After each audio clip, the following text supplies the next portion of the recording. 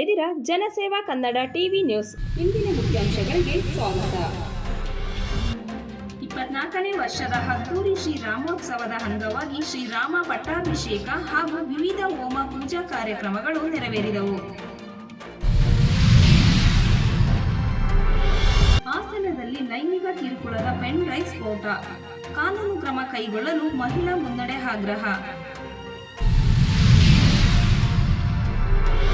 ರೈತ ಸಂಘದ ರಾಜ್ಯಾಧ್ಯಕ್ಷರಾದ ಬಡಗಲಪುರ ನಾಗೇಂದ್ರ ಮೇಲೆ ಬಿಜೆಪಿ ಕಾರ್ಯಕರ್ತರ ಹಲ್ಲೆ.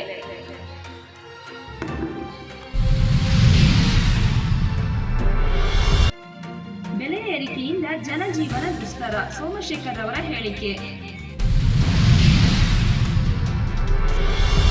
ಅನೂರು ತಾಲೂಕಿನ ಮನೆಯ ಕೊಟ್ಟಿಗೆಯಲ್ಲಿದ್ದ 9 ಕುರಿ ಹಾಗೂ 6 ಕೋಳಿಗಳನ್ನು ಚಿರತೆ ದಾಳಿ ನಡೆಸಿ ಕೊಂದು ಹಾಕಿರುವ ಘಟನೆ ಮಂಗಳವಾರ ನಡೆದಿದೆ.